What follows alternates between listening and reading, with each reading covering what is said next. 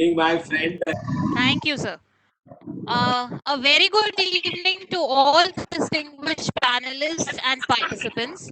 Bharti Vidyapeeth's Institute of Computer Applications and Management, BVI CAM, in association with Computer Science Chapter of IEEE Delhi Section, Consultants Network Affinity Group of IEEE Delhi Section, Life Member Affinity Group of IEEE Delhi Section, Inter-Society Relations Standing Committee of IEEE Delhi Section, Industry Relations and Site Standing Committee of IEEE Delhi Section, with the associations CSI, SAFA Society, ISTE Delhi Section, and IETE Delhi Center, welcomes you all to this webinar on virtual reality and augmentation.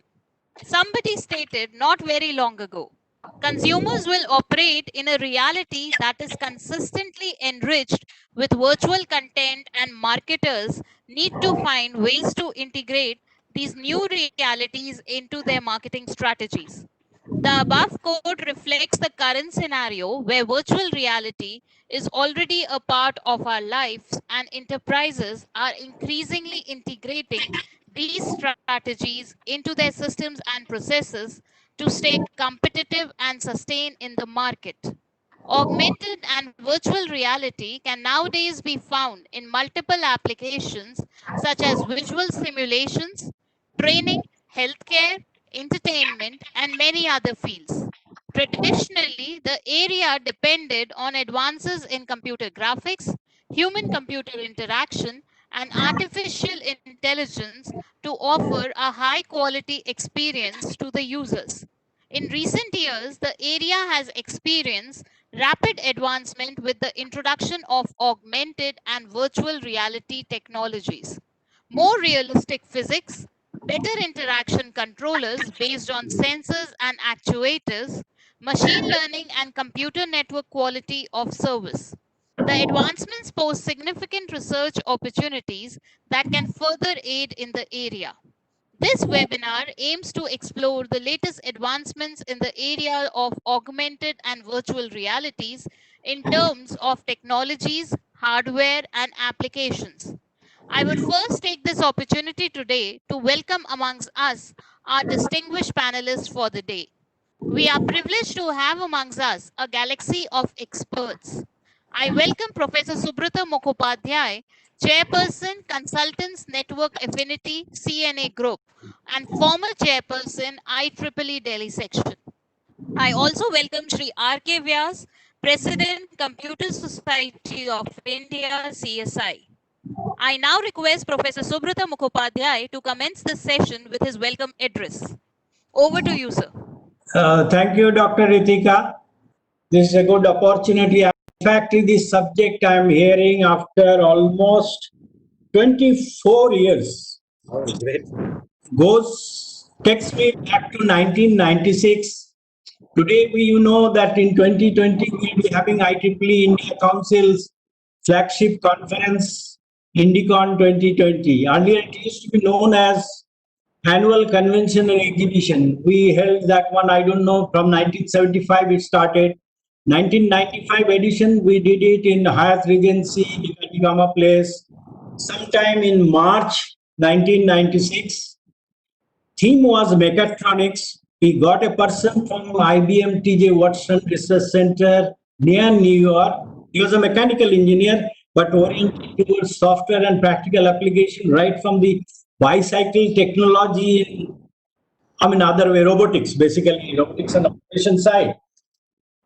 96 was the year when in Georgia, Atlanta, the capital city in USA, had the Olympic. He showed us first the total concept of virtual reality. I was knowing so far with fine arts that surreality, sitting or standing anywhere, you try to catch with an extended hand moon. That is, in fine arts, it is something like surreality, but this is virtual reality. What he gave an example, I still remember vividly. As you enter the main stadium where inauguration will be there with that torch light, you try to see the entire thing, actually how the people rise, everything simulated, three-dimensionally, And as you go around the track also, people gradually raise like a wave actually, as you see in physical system. And even interiorly putting the furniture, etc., everything was constructed or thought of how it will be there in the virtual reality. He gave that one for 1 hour. Definitely, it was a very nice. He's a product of IIT Delhi, left US again. He has come back. And after some time, last year also, when I went to Austria, Vienna, I saw a museum. So long museums, we used to see all, I mean, that type of things are mammoth, mummy, and all these things. But it is a thing in which we could see, we go into the time also. Maybe 200 years back, or Austria was ravaged during Second World War. Even First World War, little touch was there. Everything they showed, and that time, suppose a dinner party is there, you were sitting in between, you had to hold yourself with this thing. You'll be among the party itself, as if you are moving towards that one. Everything was shown through the laser. People were constructed, and all these things. It's a totally, I cannot say only three-dimensional, it is a fourth dimension. It has gone back to the time and bringing you to the time, because it was named something time motion and all these things. So all these aspects have been done even in the recent years, because that museum was developed, I think, somewhere in 2018 or 17 only. So things have come and things are coming. Of course, additionally, artificial intelligence and the sensor technology, there's a huge amount of technology is being used for this type of purpose, software as well as hardware, totally giving the picture of these things. We are definitely interested to know further what are the developments and the research and the path that will be leading to something much more than expectation of the common people also, because benefit of technology should reach the common people. It's not only left to the researchers and the developers only. The benefit now, as Ritika was telling, probably sitting at room will be navigating throughout the mall itself to pick up the item and give a signal to the robot to bring it up to the desk, so that finally the delivery boy of Amazon or Flipkart or what is Geomart, they delivered at our doorstep. Maybe COVID has pushed us forward lot. I mean, jumping in the technology itself, let it be for the benefit of people. With these words, I'm handing over to Ritik. Thank you, sir. I now request Sri R.K. Vyas, President, Computer Society of India, CSI, to motivate us with his words. Over to you, Vyas, sir.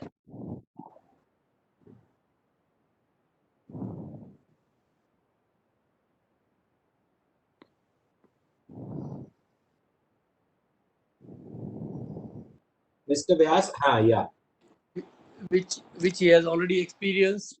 Then I must thank Professor Huda to connecting around 7 countries to hear the talk of Professor George, and we have got Konstantinov also with us on the virtual reality.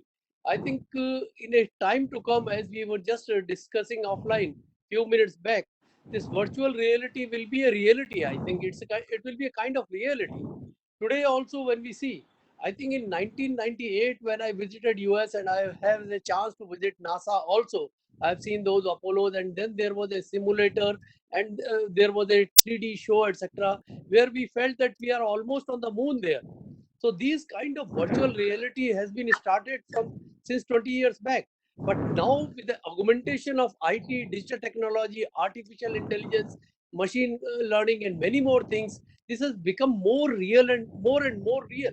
And I hope in coming years, when we talk about such type of pandemics which we are coming and where we are closed inside a room, and today when we say we have been teaching online and we are doing many more things, many of the people says, how do we do the practicals and how do we do resolve these things? How do I have a feel of a simulated kind of things and various kind of things? So virtual reality will really come into picture at that time. Today also we see now in India, country like India, when we have got elections all over the country. Now, Modi ji cannot visit all over the country. So he virtually visits some of the places. We have seen in the last election also.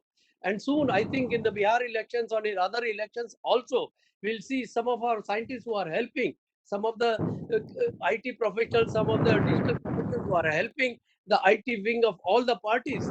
They will help the leaders to virtually go to their voters, because now due to pandemic they will not be able to move around so frequently. So these kind of things, I think Dr. George has already given us a sample of the things by connecting 7 persons across the world through this. And these kind of things are really very full. And Dr. George will give us a very good insight in in another 45 minutes or an hour. How do we perform these things, and how frequently which can be used, and how it will be a boon to the society, the virtual reality, sitting somewhere else, doing everything, and sitting in your own place also, feeling something, have a feel of all those things. So this kind of virtual augmentation, virtual reality augmentation will be talked about this. I must thank Professor Huda and Professor Subrata Mukherjee, other societies who come together, converge together for such a type of realistic topic for on which the talk is being delivered. And I must thank all the participants from various societies, all the professionals, all the faculty members. I see many of the people from all over the country. And Dr. Huda has already said we are already connected to around 21 countries, Professor Yeah. Huda? Yeah. Yeah, so 21 countries we are connected. So that is how we are dissipating the knowledge on the latest information technology points with the help of our own persons like Dr. George and others at all over the world. Thank you very much. With these words, I once again I once again say thanks to Dr. George for his, who will be delivering us a very scathing talk in few minutes. Thank you, Professor Huda. Thank you, Ritika, for giving me this opportunity. Thank you all. Thank you, sir. I now request Professor M.N. Hoda, Director, Bharati Vidyapeeth Institute of Computer Applications and Management, BVI CAM, to address the participants with his inspiring words. Good evening, my dear friends. At the outset, let me take this opportunity to first welcome our today's valued speaker, my very old friend, Dr. George, and I'm from United Arab Emirates, UAE. Then I have 8 very valued out of the country senior professionals, including the brother of Dr. George, who is joining from Greece to give some demonstrations and who is a working professional for VR virtual reality solutions. So I take this opportunity to welcome all of them. And at the outset only, I also take this opportunity to pay my gratitude, my thanks to especially Dr. George, who never says no to me the moment I give any request to him. Rather, he is so fond of sharing knowledge, experience, and the technology with which he remains involved every time. And sometimes he gets lost within the technology, that kind of involvement and the passion and the kind of the interest and the zeal with which he goes ahead every time with the technology, that he comes on and says, no, I want to share some technology also, not only the management perspective, but the technology perspective. So thank you so much, Dr. George, and entire your team. My dear friends, I have my duty to pay my thanks to all the professional societies, Institution of Electronics and Telecom Engineers, IET, the IEEE USA of Delhi section, which has got close to 7-8 states to its umbrella, and of course IST, CSI, IITP, and all other professional societies and all the universities from different parts of the country and abroad who are here with us, who keeps on motivating their scholars, their teachers, their working professionals to join the program, and it becomes a matter of pleasure and it becomes a matter of satisfaction to ensure that the people from different parts of the country are now very focused people those who are doing this research in the area join these programs. I take this opportunity to welcome you all. Today's topic is very special, and Dr. Ritika has given a very strong foundation, and then after Professor Subrata Mukhopadhyay and Professor Vyas has already elaborated, and I think the example of using virtual reality in election is a big application of virtual reality in day-to-day life, which is going to touch almost to every citizen of every country. In the last presidential election of United States of America, the presidential candidate started using it, and then after that we saw it's a huge application, its huge uses in Indian parliamentary elections as well. And particularly, I think we should pay attention to COVID, that this COVID has advanced the implementation of the technology at least 5 years, at least by 5 years. Had COVID not been present, probably the implementation of the technologies would have been at least 5 years behind. Now this COVID had implemented 5 years ahead. I have very, very senior people in my audience, profile, director level people, board member level people from different government organizations, different public sector undertaking, etc. I could see their messages in the chat window, joining from different parts of the country. Thank you so much to every one of them. Today, I will cut short my talk because I want to give more time to Dr. George. But the effort of Bharati Vidyapit in collaboration with all the professional societies are only with one objective कि जो मैं हमेशा शेर के language में couplet में कहता हूँ कि यही है जुनून मेरा, यही है शौक मेरा, यही है जुनून मेरा, यही है शौक मेरा, चिराग वहां जला दें जहां हो अंधेरा. This COVID-19 disruption was almost so discouraging, so disgusting to everyone that the people were almost going to depression. The purpose of having these programs were to ensure that finally the people should continue learning despite disruptions, and while continuing learning, people should utilize the technology.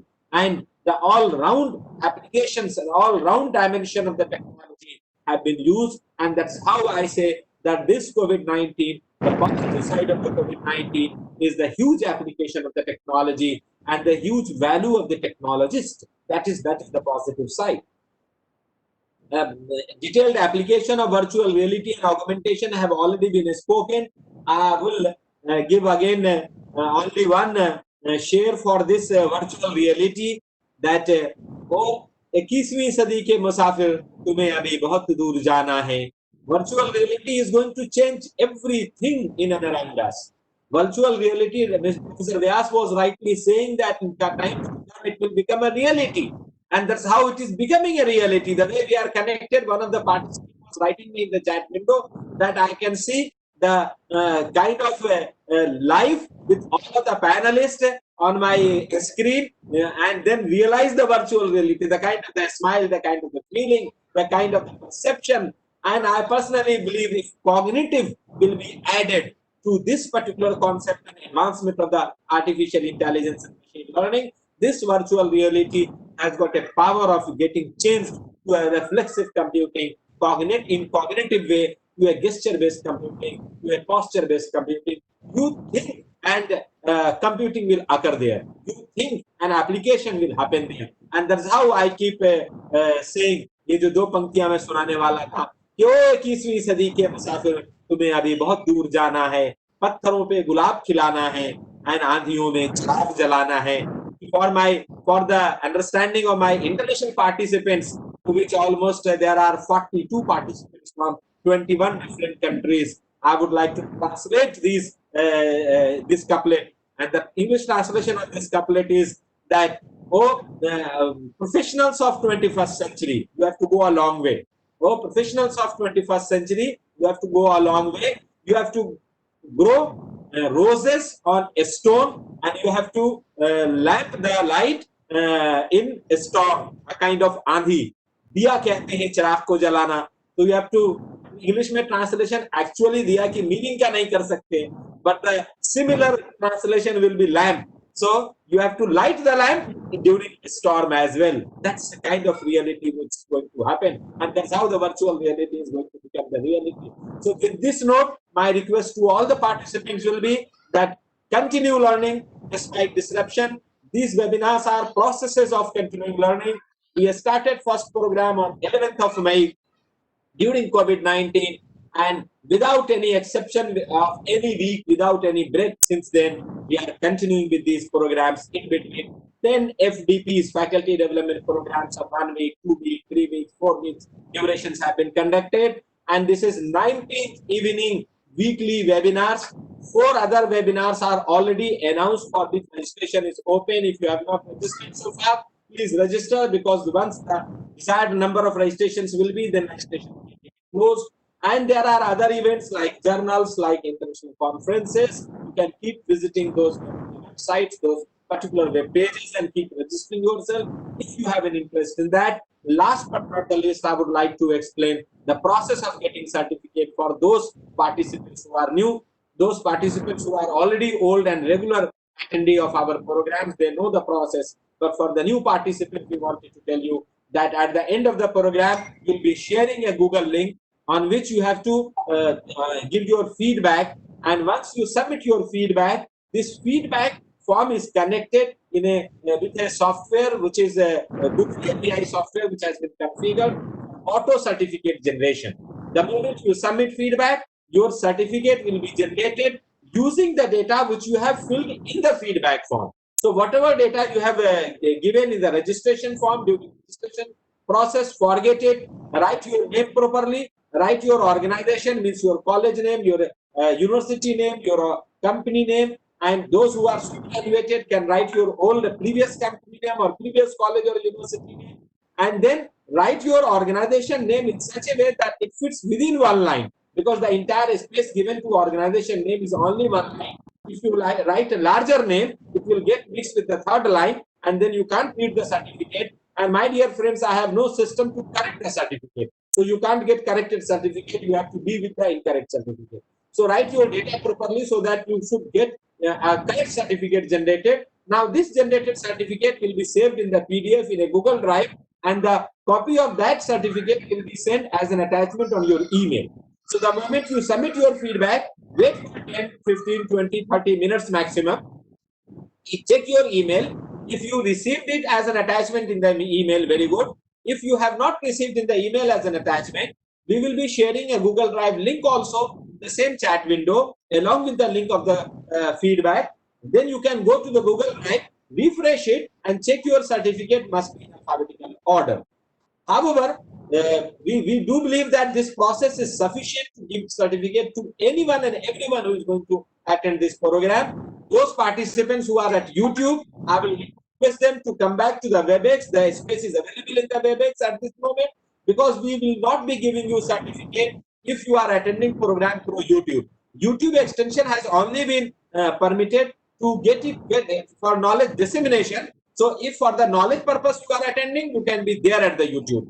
If you also want a certificate as a matter of proof you have attended, then at YouTube you won't be in a position to get that link or that certificate. So you have to leave YouTube and join WebEx. And lastly, I would like to tell you that this meeting, which will be over by 7:35, will be open till 8:30 as a call center. Take up your queries if you have not received certificate, and ensure that everyone should get certificate. So we will be, if you leave the room only when you get certificate. If you have not received the certificate, please do not leave the room. We will be here till 8:30 to resolve your queries. If you leave the room before getting certificate, and then keep on contacting us on email, on WhatsApp, on phone call, on SMS, sorry, we won't be in a position to help you there, because now we have stopped responding to such emails, such requests, because we can't respond. 100 mails, 150 mails, 100 WhatsApps. Keep on coming for such queries. I can't do that. Yeah, if you have any query related to program, any question and answer, you are most welcome to write on WhatsApp. You are most welcome to write on email. But no query related to certificate after this meeting room at 8:30 is closed. So this is all from my side. Please understand the entire process of conducting these events, these webinars, these faculty programs are to bring you in a light from darkness, are to bring you in a knowledge era from ignorance era. And फिर मैं अपनी 4 पंक्तियां आप सबको कहना चाहूंगा कि ये जो प्रोसेस है लर्निंग का, the process of learning which is there for the purpose of bringing you the light environment from darkness, from not into knowledge era environment, from ignorance era environment, is having given a kind of analogy by a great poet that उजाले अपनी आंखों में महफूज कर लो, उजाले अपनी आंखों में महफूज कर लो, बड़ी दूर तक रात ही रात होगी. Challenges will be very tough, very high if you are not equipped with the proper technology. So keep the power of technology along with you as internal part of your personality. So उजाले अपनी आंखों में महफूज कर लो, बड़ी दूर तक रात ही रात होगी. मुसाफिर हो तुम भी, मुसाफिर हैं हम भी, किसी मोड़ पे फिर मुलाकात होगी. Thank you so much to my all the friends, all the participants from different parts of the country, including YouTube. Around 700 plus people are attending it. Thank you so much, Dr. Ritika. Over to you. Thank you, sir. I will now welcome amongst us our expert speaker, Dr. George Tsaramirsis, and his entire team who are with us today. Dr. George is with Higher Colleges of Technology, United Arab Emirates. Dr. George is an academic and IT consultant working as assistant professor at Higher Colleges of Technology, HCT UAE. Prior of joining HCT, Dr. George was working as an associate professor for King Abdulaziz University, Jeddah, Saudi Arabia. George received his PhD from King's College London, University of London, UK. Prior to joining King Abdulaziz University, George has worked for top-tier financial institutions such as Bank of Ireland, Barclays Black, and London Stock Exchange via Accenture. George's main research interest lies in the areas of technology, innovation, and applied research, mainly by merging machine learning with visualization technologies and robotics. I welcome you, George, and will request you now to enlighten the House about the core of virtual reality and augmentation. Over to you, Dr. George. Thank you so much for the introduction. The way we will do this, I will do a quick introduction on the technologies and how they have come a long way through since 1996. Actually, it's older than 1996. They go back to Sensorama, as we will see, which is much older than that.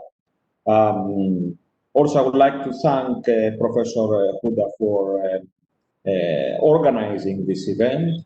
I would like also to thank all the people who have worked with me and helping prepare this. That includes, of course, first of all, my brother, Kostas, from Info Success. Actually, Kostas went to the extent that he asked all his people working there, about 11 people working in his company, to leave, not to go. Actually, that's Saturday, right? Anyway. So the people that are supposed to work today anyway, he gave them a day off so he can conduct this seminar. Also, I would like to thank my the PhD students from Australia and from UK, who also work with me on a number of research projects, including the olfactory displays that we will see later. I would also like to thank the professors and Kamal from people from Malaga University, Spain, who worked on the remote sensing projects that we also see today.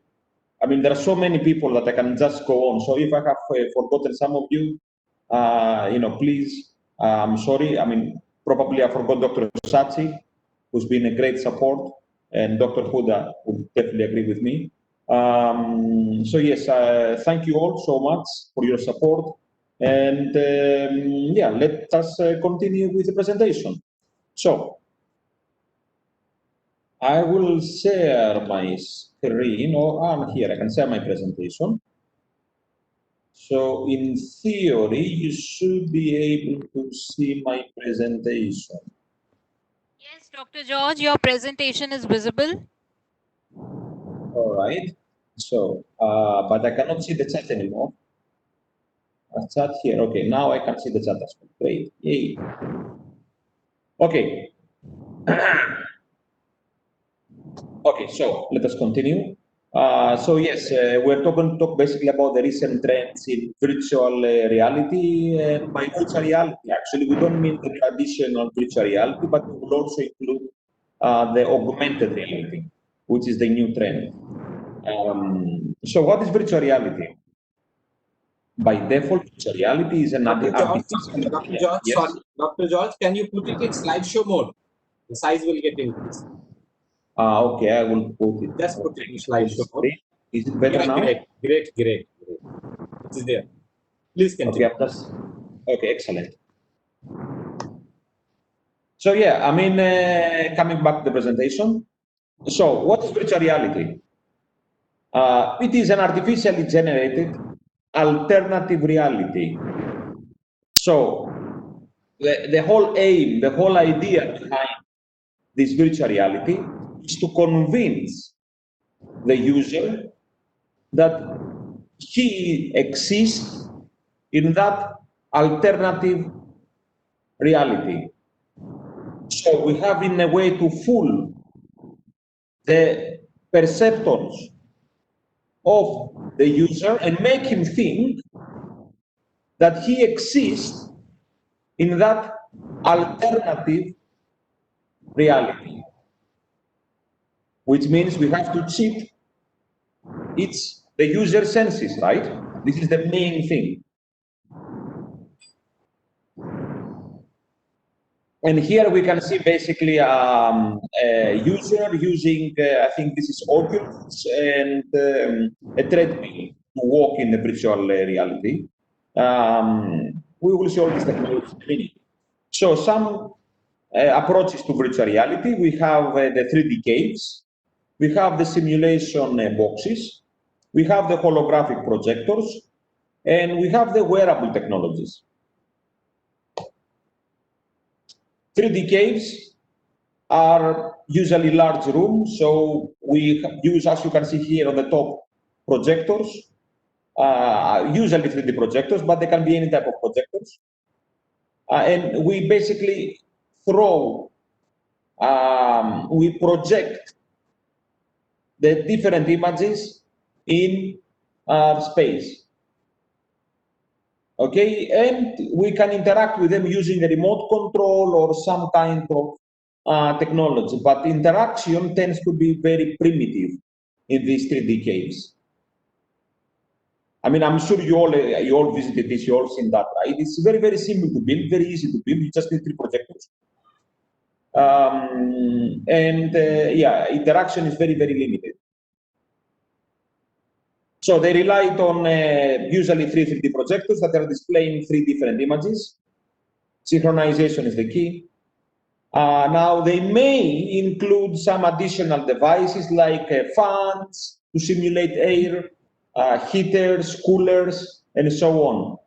In London, during the premiere of the last season of Game of Thrones, they display a northern icy environment, and they have some fans throwing air to the user, so the users will feel that the cold, you know.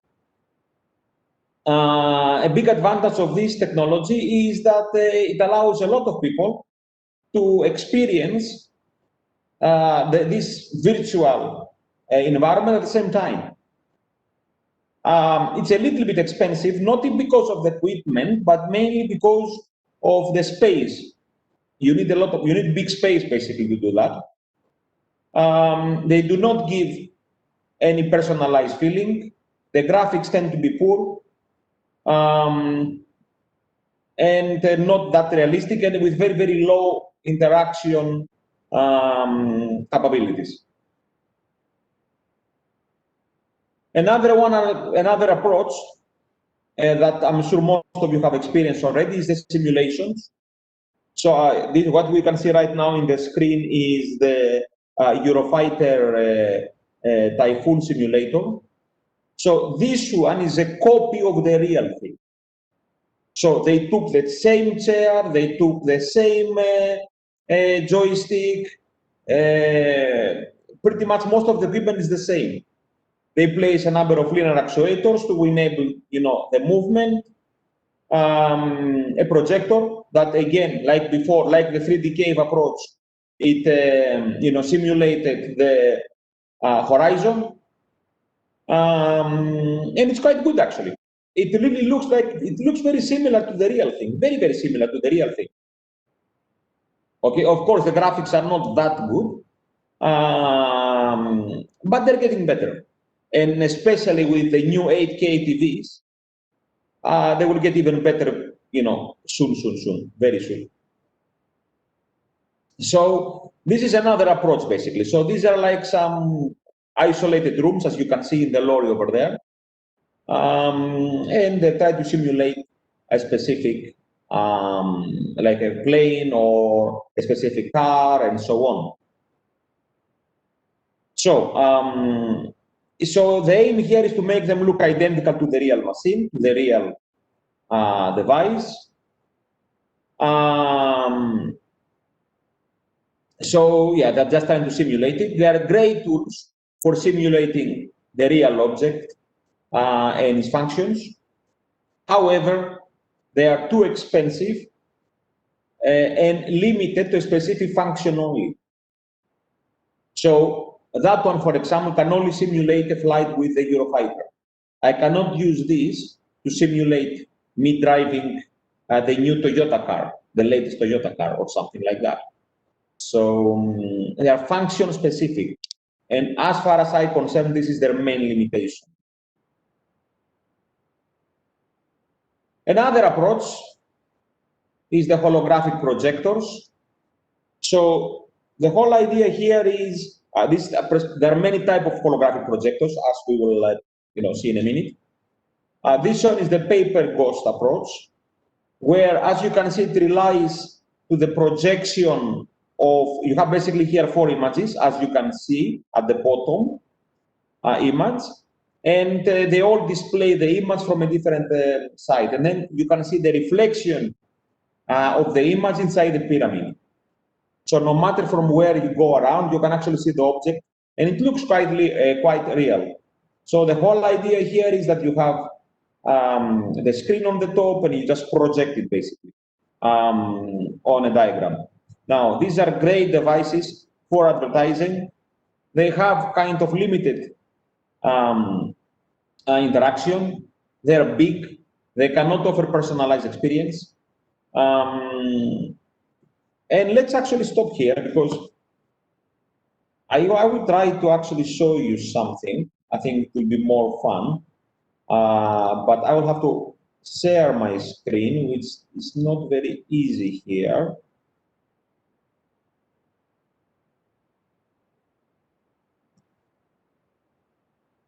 Okay, I think it's from here. Yeah.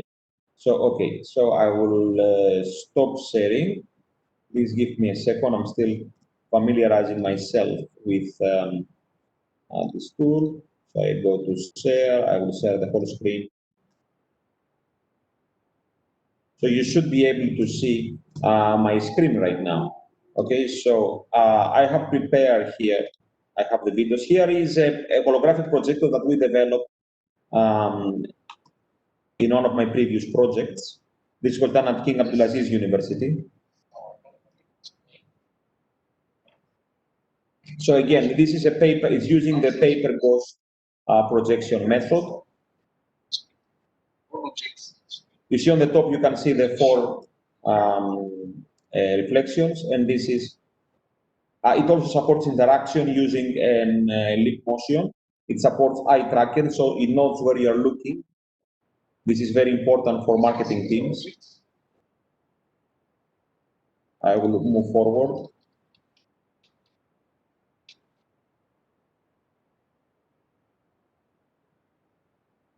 So here is some medical applications that we run here.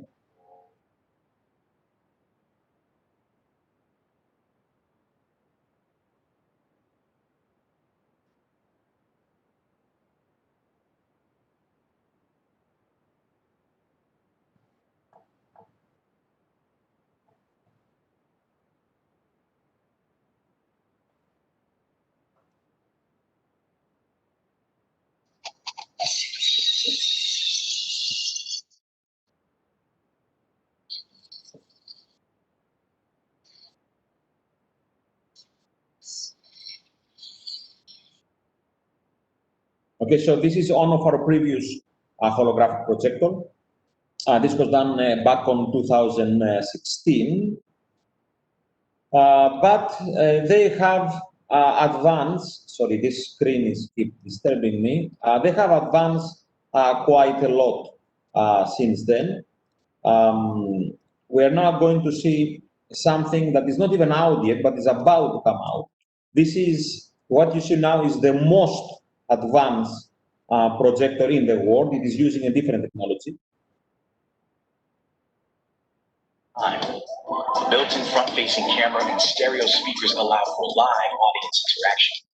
From humans to animated characters, the possibilities are endless. And the touchscreen display allows users to interact with custom content. There's even a mini version that can be used in smaller spaces. As Portal inventor David Nussbaum says, you can't be there. Be there. This is Portal.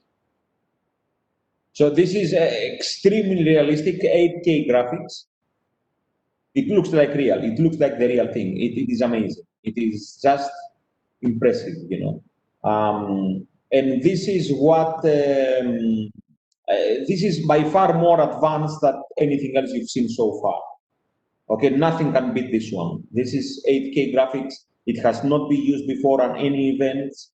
It is better than the stage holograms because even the stage holograms are using the same technology that we discussed before. So simply they place 4 monitors on the top, then you have a pyramid, glass, and that's pretty much all about it.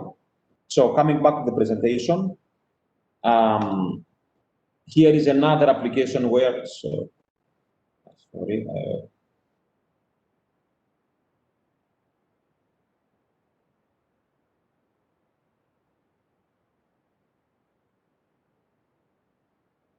looks like I've lost control here. Okay, here is another application regarding, I'm just going to follow on Professor Skuda's comment that these devices will get some cognitive skills in the future. Well, they already have cognitive skills. So here we are. This is an example of, again, holographic projector using the same technology that we mentioned before, paper embossed technology, so you just see the reflections. Okay, and here we are.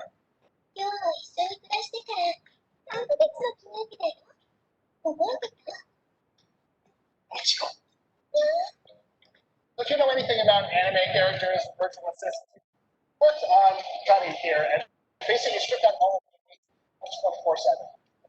Elaborate projection technique. It's Okay, actually so just a tablet inside of a chassis with sensors mounted right on top. It doesn't really look. so basically, if you notice here, if you realize, this is a very good example. There is a tablet displayed at the back. I don't know if it's visible for you, but there is a tablet displayed at the back. And then the tablet, because of the round display, it's forming this hologram. It looks like it's coming at the front. So this is, it's still, but still it's considered a paper ghost projection.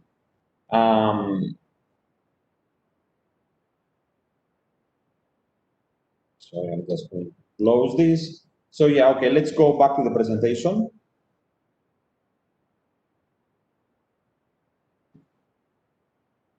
For some reason, it doesn't like me here. All right.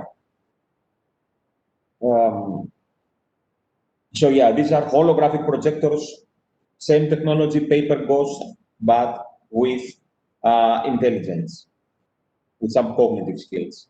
Now, we're coming to the virtual reality helmets that are basically the most common, and I think the best approach for virtual reality, especially for personalized virtual reality.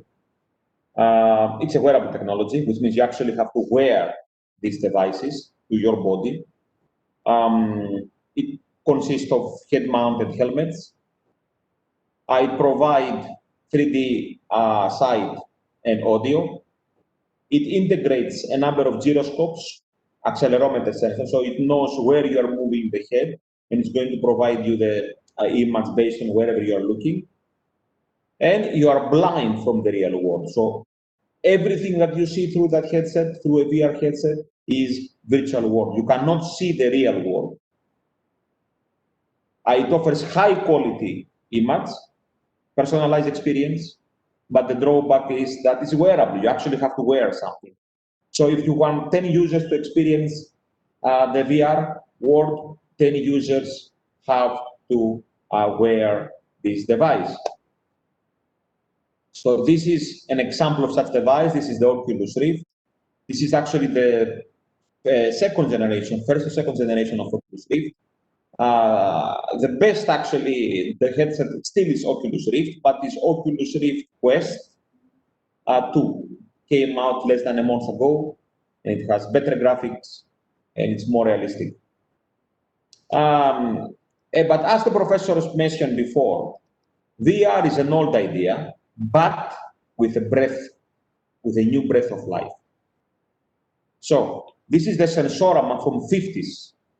So that was a device where you can actually place your head inside, and you could see images. You could see black and white images of New York. And as you could move, there was like a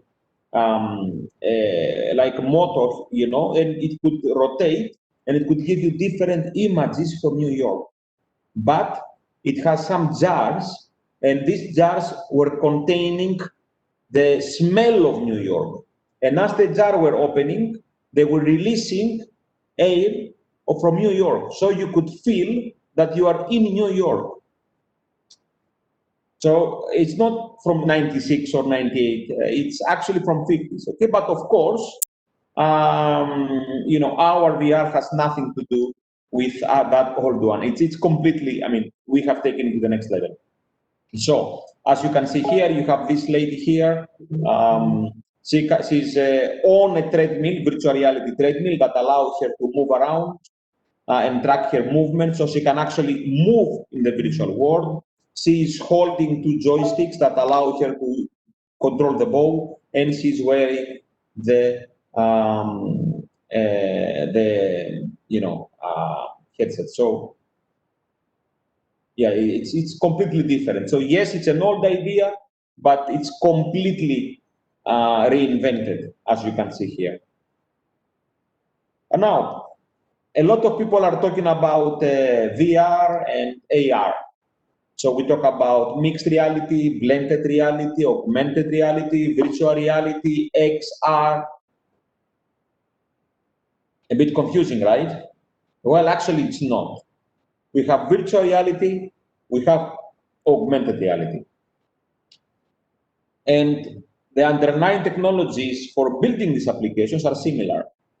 Your engineers require similar skills to develop these applications, but the way the user experience these 2 applications is different, and they are meant for different purposes.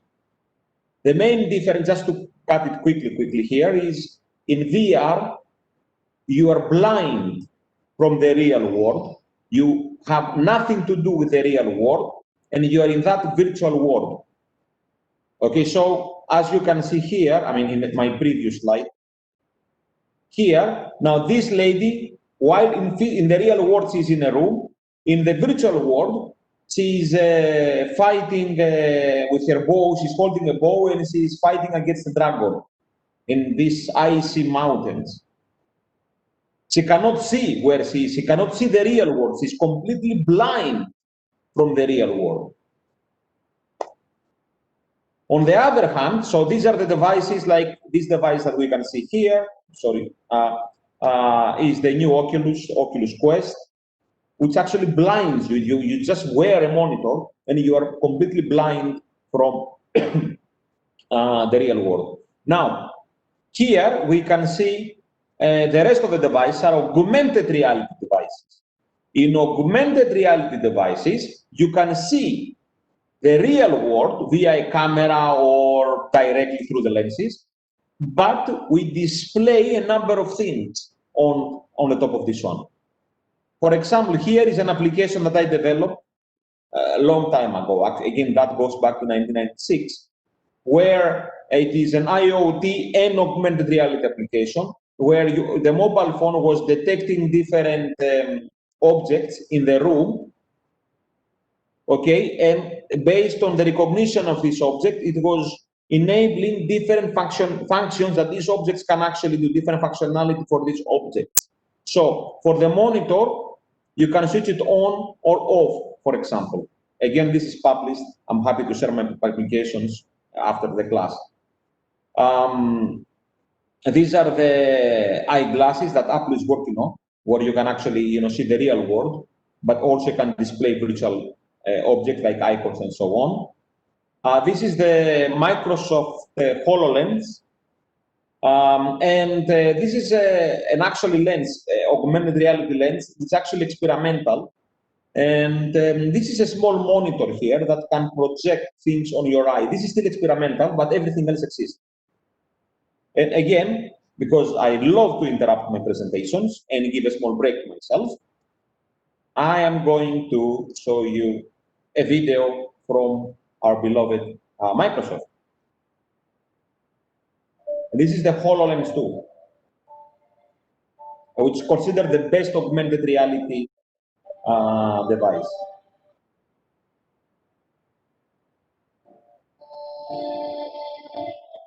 I think we can see.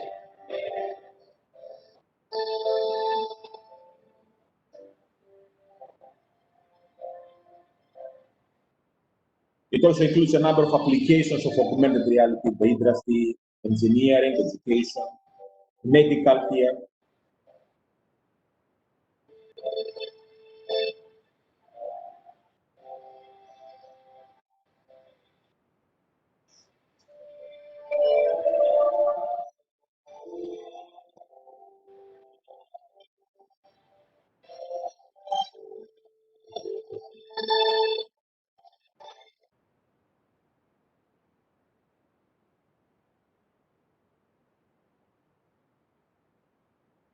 Okay, so this is Microsoft HoloLens here. So yeah, I mean, augmented reality has gone also a long way. But at least now we are clear. We know what is virtual reality. We know what is augmented reality. But all these new technologies have advanced a lot in terms of graphics, in terms of sound, in terms of many other sensors. And we have now one of the questions, philosophical questions that have risen, is what is real and what is fake, and how real is real? I mean, this is actually a nice research project that I wanted to explore with a colleague from Australia National University and somebody that Professor Hoda knows, Professor Tom. So this is something that we wanted to explore, because this is a question actually that has arisen nowadays. So if I want to tell, and if I want to compare two monitors, I have monitor A and monitor B, and I want to compare them, it's very easy, right? I will say this monitor A has 4K resolution, monitor B has 8K resolution, hence monitor B, in terms of resolution, is better. I expect to have better quality image. So we have some kind of metrics to measure which one is better and by how much. This has 4 times more pixels, so it's kind of 4 times better. Okay, of course, this does not translate directly to the perception of the user, but at least I have a metric. However, when it comes to virtual reality and augmented reality, there are no metrics. So because Professor Huda mentioned that we have a number of potential researchers who are interested in doing research in this field, this is a really nice area to measure how real is real. And I can tell you how we can do that at a later meeting offline, if you want, to measure how realistic is something, how you can cheat the brain into thinking that the user exists in that virtual world. Okay, of course, it's not just visual and audio. Okay, there are other things that are very important when it comes to virtual reality. A very important thing is tracking the movements of your hands, of your legs. So there are a number of sensors like the one that this footballer is wearing here, so we can track him. But also tracking movement. And again, there are many, many ways for moving in the virtual world. Because obviously the virtual world is bigger than our space, right? Than the physical space. So one-to-one mapping, it's probably not possible. That's why we have to generate a number of technologies that will still allow the user to walk, but to somehow limit the users. And virtual reality treadmills is one of the most common approaches into this area. And there are many ways to build a treadmill. We have developed a number of treadmills. Again, if you're interested, we can take that offline. Okay, so yes, we can track our bodies and our hands. We can see and hear. We can walk. What's next? Are we done yet? Well, no, we're not. Another very important aspect of cheating the brain, because we are trying to cheat, especially when it comes to virtual reality. And of course, this is one of the major differences between virtual reality and augmented reality. While augmented reality aims to blend the real world with a number of virtual objects, in virtual reality, we are trying to cheat the user to think that he is physically in the virtual world, not in his physical environment. So we have to gradually cheat all the senses of that user. And of course, haptics is another major area. Haptics is like the feeling. So if I grab this coffee here and I try to squeeze it, I have some resistance, right? You see, when I'm trying to squeeze it, I have resistance from the object. However, in a virtual world, no matter how much I squeeze something, nothing will happen, right? So that's why we need haptics. So by wearing equipment like the glove that you see there, you have these linear actuators or rotational actuators, these motors, to put a force against you. You're trying to close your hand, this will go against you. Plus, we have other things like vibration and so on. Again, I'm going to share a quick video from here.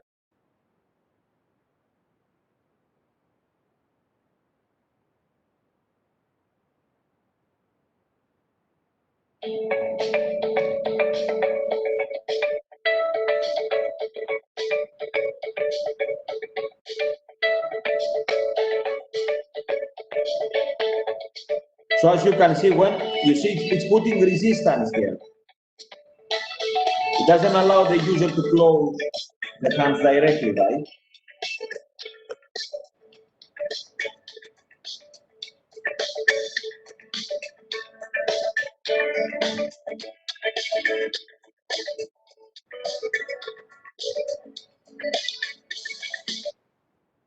And this is not just for entertainment. This is extremely important for engineering, because you want to know how much pressure, even if you remotely control a robot, you want to control how much pressure the robot should put on an object, right? You don't want to break it.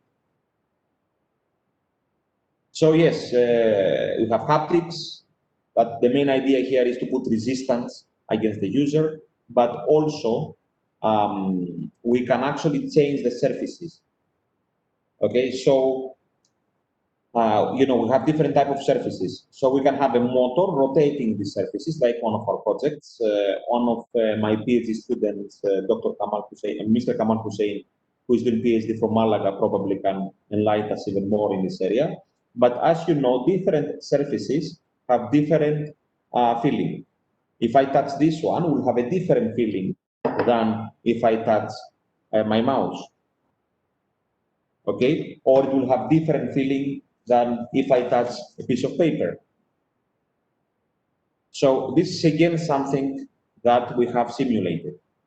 Okay, and of course vibrations and these feelings can have on the hand, and usually you see them on the hand. Why? Because we have more perceptors, more sensors on the fingers, and especially on the tip of the finger, than the rest of our body together. That's why we really focus on the hands. However, this is not the only area where we actually have sensors that we have to cheat, which is our main goal, right? In order to make the user believe that the user is located in the virtual environment, not in the real world. So here you can see this, whatever I show you here, it's either our research or done by some colleagues. Everything exists, everything is real, everything is available in the market. So here, this guy is wearing a chest. and basically they have different sensors and they can generate heat in different places or vibration. So if he is shot in different places, it will generate the shot there. So he will feel that he was really shot, for example, on the chest, on the heart, or wherever. So touch sensation is extremely important, especially for engineering, for art, and for many other disciplines. Now, heat control also is very important. The de facto standard for quickly changing the temperatures, either in a uniform or on a hand, is by using a sensor known as Peltier. Okay, so this sensor here is very cheap. It costs like $7 from Alibaba or something, from $5 to $7. If you give electricity, about 5 volts of electricity, from the one side, within about 1 to 2 seconds, from the one side is going to reach 0 degrees and have ice. From the other side, it's going to be very hot. So by playing with the polarity, we can actually almost instantly, with a small delay, generate heat and cold. So we can even simulate the temperature. Okay, now regarding touch and temperature, I will share here something that we've been working on. Again, this is one of the project my PhD student from University of Malaga, I think he's with us today, Kamal Hussein, is working at. So this is a device that we have developed. Okay, this is a wearable. It's like a kind of a joystick where you actually wear it on your hands. Here you have the most commonly used keys. Here, this white thing here, this white one, I'm just going to zoom on a little bit, is the Peltier sensor that we saw before. So by changing the polarity, we can generate heat or cold quickly. Then here, again, please note that this is going to change. This is just some brainstorming ideas. This cylinder here that we're going to place inside the body somehow. Again, if we have any mechanical engineers from the audience, we are more than welcome to accept help for how to modify this. So the whole idea here is that while we are rotating the cylinder, on different places of the cylinder, we will have different surfaces. So it can be like the surface of a glass, the surface of metallic surface, paper surface. So the user can feel the different surfaces based on what's happening in the area. This is, we are aiming to publish this work at a Q1 journal, MDPI remote sensing, because it really allows the user remotely to sense, to sense basically what's happening in the environment. So while our main aim here is virtual and augmented reality, I mean, these devices can have many uses, many applications. Last but not least is smell. Actually, smell is one of an olfactory organ. The olfactory organ of the human is one of the most, I would say, strong senses. Be able to smell. Okay, again, I have, two students that my old MSc students now, they're both PhD students in UK and Australia, that they are with us today, that they work on this project. Here is one of the publications that we generated. So this one is basically, it's different devices that can generate smells, release a number of smells to the user. Based, of course, in what's happening in the real world. The challenge here was not on the olfactory display itself, was not on releasing the smell. The challenge here was on associating the smell with what's happening in the virtual world. For example, if that was done through machine learning and image recognition and sound recognition, so it was quite an advanced application. So if, for example, in a forest, it's going to spray forest, the smell of a forest. if I hear the ocean, I cannot see the ocean, maybe it's dark or maybe I'm not looking there, but I can hear the ocean. Then it will spray perfume of the ocean. And it is intelligent enough to spray only if it had not sprayed before. It has AI again there to know when it should spray and when it should not, so it will not overload the physical environment. So we are proud to claim leadership. I wouldn't say even leadership, actually we are complete domination, probably the best word, in the area of gaming virtual olfactory displays. So gaming, virtual reality, augmented reality, olfactory displays, we are the dominant power and in that area. So there are many applications of virtual reality. We have training simulation, data gathering, advanced remote control, social research, psychology research, entertainment. Okay, and I can go on forever here. I mean, most of the most major problems with VR are two actually.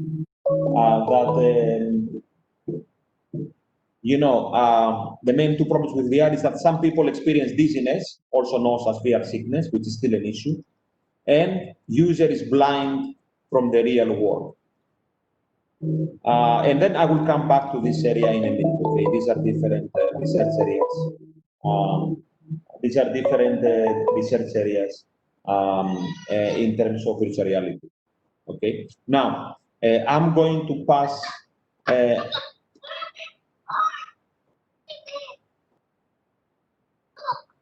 Okay, now, okay. Okay, sorry, this is my son. So that's probably not an example of virtual reality, but yes.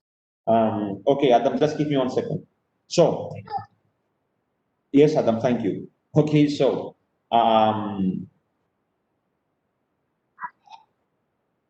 right, so, sorry about this. Okay, so this is actually a good point because we already covered 50%, which is the virtual reality. But how about augmented reality? Okay, so augmented reality blends the real world with virtual objects. The user sees the real world through glasses or screen, where a camera is scanning the real world for target images. And once a target image is detected, some events will be triggered. For example, we'll play a sound, display a text, project some objects. Okay, but at this point, I think we should see something more practical. And I would like to invite my brother and director of Success 3D to continue and do a short presentation of some practical devices that, some practical applications that they have developed, in terms of augmented reality. Thank you very much, Dr. George, for giving me the initiative. Thank you very much, Professor Holga, for inviting me in this workshop. Today, I would like to show some basically showcases of what my brother already spoke of. So I'm going to display some works that we have done for some big companies that are probably global, as this event is. Now, the things that this presentation were in Greek, so what I did is that I scrambled some of the most interesting things and just translate them while I was here. So I'm going to share my screen right now. I don't know if you can see my screen. All right. So what I would like to say here is that first of all, COVID had a great impact on the market, especially the VR market. The reason is that VR is very intrusive. For example, you have to wear a helmet, and this is absolutely disaster when it comes in terms of COVID. It's very interesting to say that I had in the beginning of the year 2 works that was related to VR, virtual reality.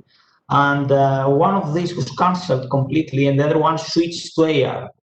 So now what I'm going to show you is that basically what they asked from us and how AR can be used for advertisement purposes. Before I go there, it's very interesting to point out that currently VR is trying to do a comeback. When I'm going to some international conferences on Berlin or in Paris, the things that many investors try to basically go away from the VR market. They were afraid that the VR was dying. The thing is that while in gaming, we can see declining on VR. Goldman Sachs have done research regarding VR, and it has shown that VR has many applications outside of gaming, and that it's that they are very useful. Now, what I would like to show you is that basically this is a work that we have done, a proposal that we have done for Vert, the German company, the German company that creates some car parts. So what we have suggested is that a digital calendar for one of their events.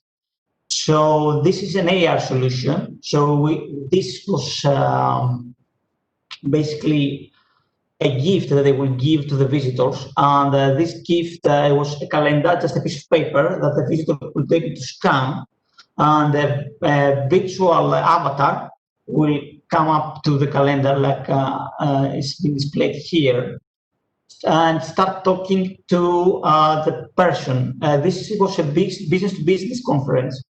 So basically all of the people were professional. So what we suggested is that this calendar can be a gift away, and every one of these professionals, they can put the calendar to their garage and show basically to their clients what Vert can do. So what this AR solution could do, basically the person could add some daily notes and ask the assistants, because while it's digital calendar, basically it was a virtual assistant like Alexa. It can put some notes. It can basically, the girl on the calendar could show the date, could ask some questions regarding Vert products. And also, it's not that one thing that it was very interesting for the board here in Crystalist was that this calendar could actually alert the user that the product, the parts of Vert are going out of stock. So the person needs to buy more before he runs out of spare parts. From the other side, Vert could actually add the events, make offers through this calendar, give some seasonal offers, and offer some product news. So basically what we have done is that we have used augmented reality to impress the user and have the user show off his application. And with this way, we have passed information about the company that we were working for at the moment to the user. While this was really interesting for them, COVID actually canceled the whole event, so the product didn't went on. Now, another work for Nivea, the company that do the sunscreens, they asked basically to create a product that the user will wear a helmet and will go to virtual reality and have and create their own summer. So basically, the setup was in every Greek supermarket there would be a stand with a promoter, and when somebody goes into the supermarket, the promoter will say, "Hey, come here, wear the helmet, and create your own summer." This basically was a tour of 30 seconds with a boat to some Greek islands, and then a virtual avatar was on display. And asked, "What's your favorite activity? Would you like to enjoy, just a quiet time in the beach? Would you like to play volley? Would you like to go diving?" The user will say what they want to do. So this is voice recognition as well there. The virtual reality will transfer him in this event. So I'm having here the diving part.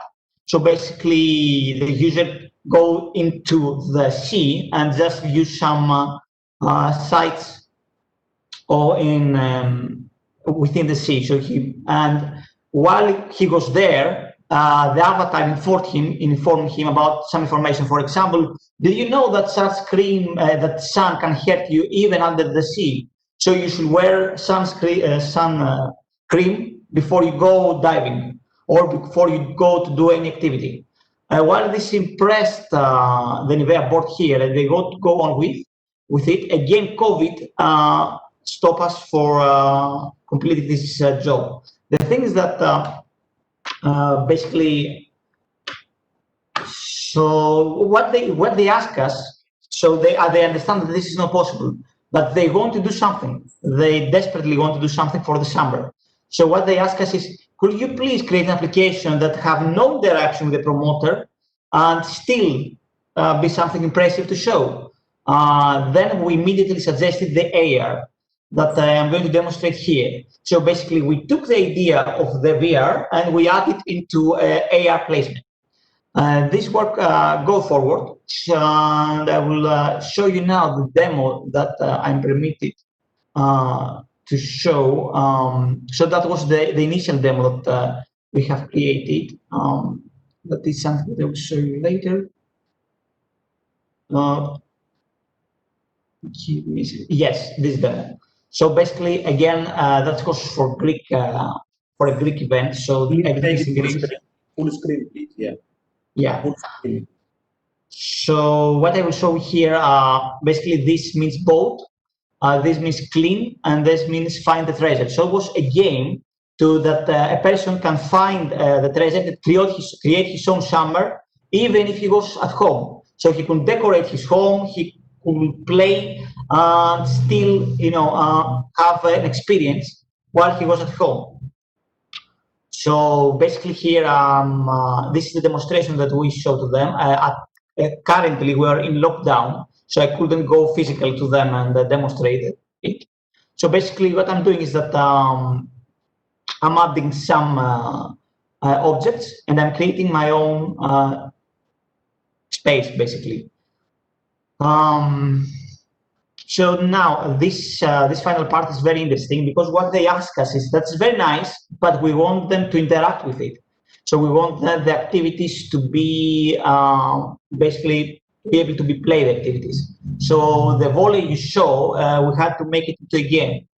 Now, a very interesting thing here is that if you see this butterfly, it can actually move in this 3D space. This is very, very interesting, what we're watching here, because that means that the application suddenly understands the positioning, and the relative to a position can actually animate things into the space, into the 3D space. So we're not talking about the static objects here.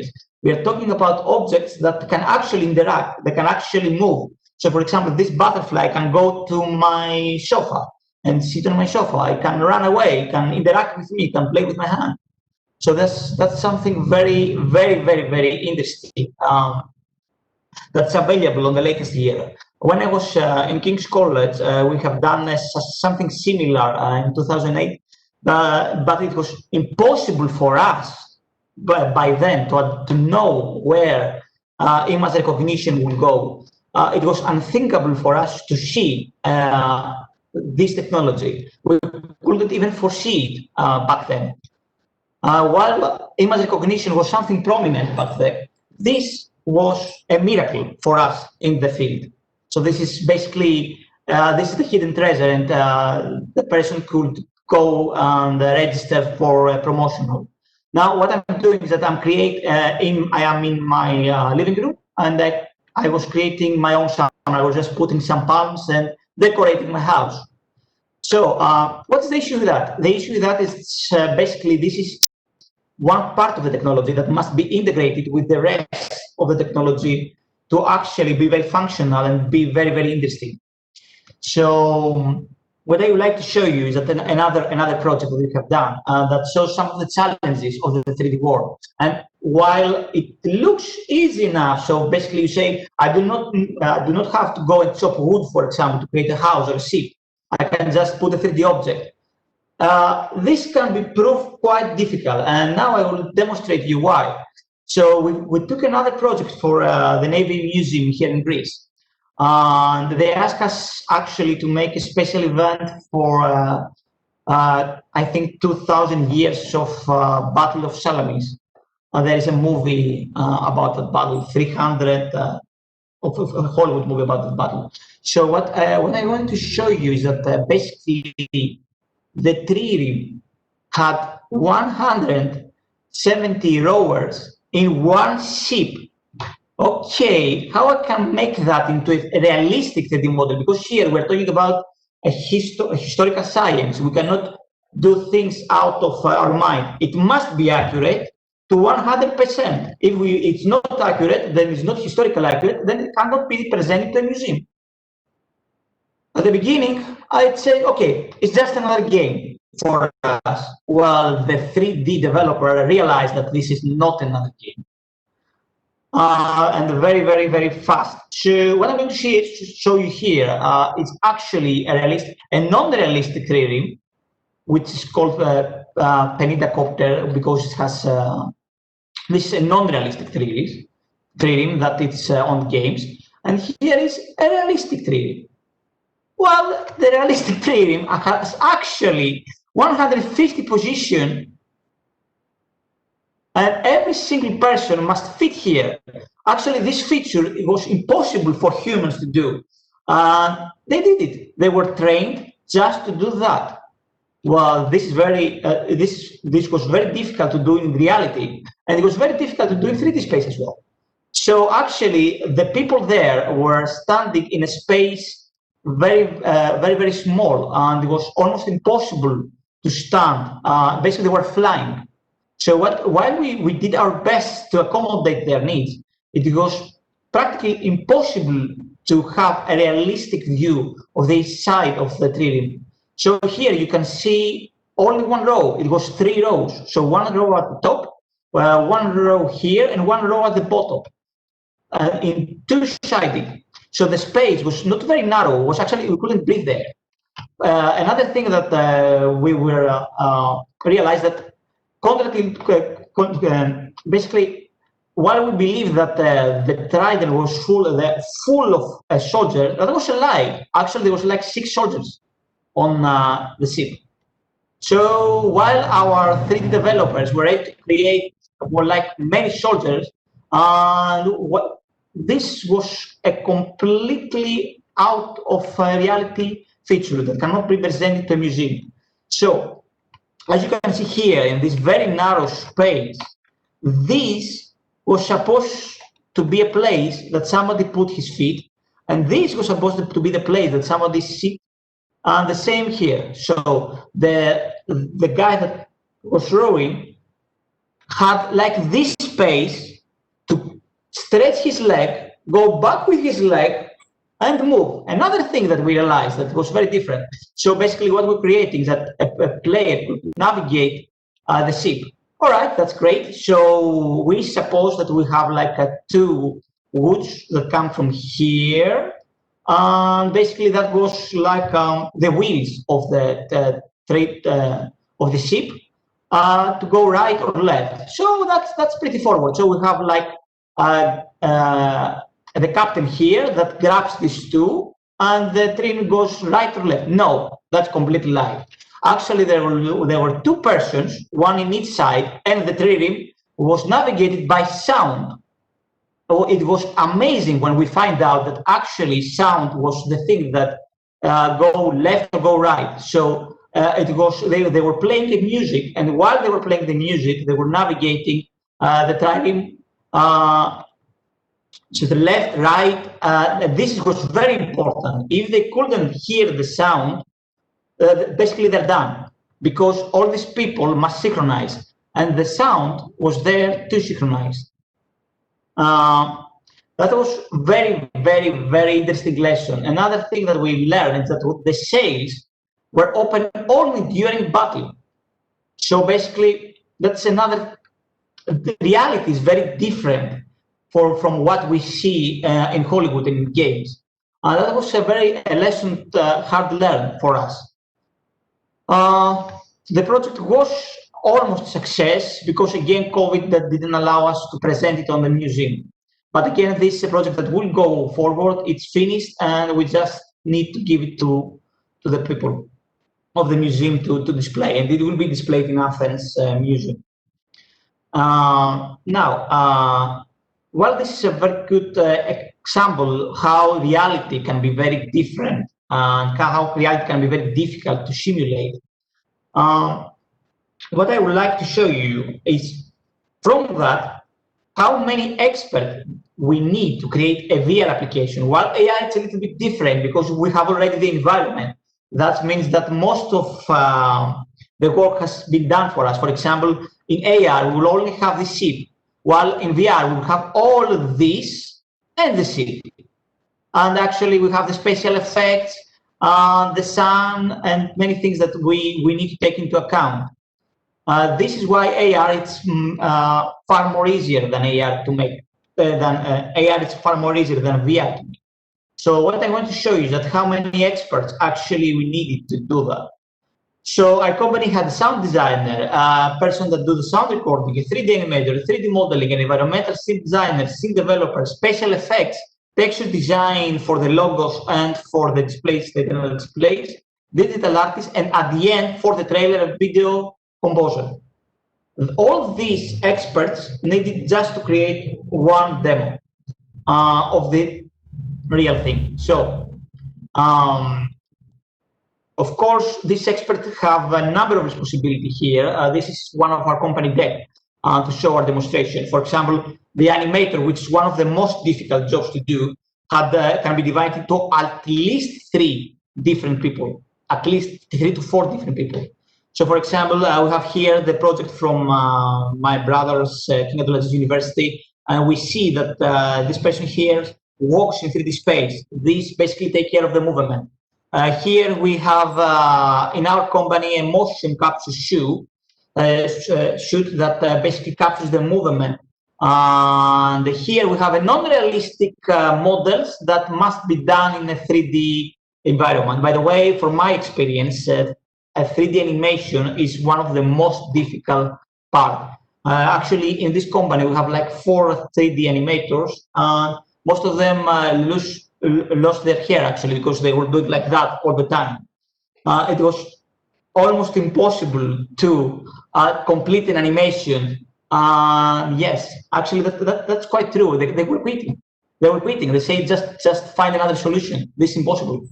And this is why we have other solutions. So this 2 solution is because it is very difficult for a human to understand how an object can be moved in 3D space.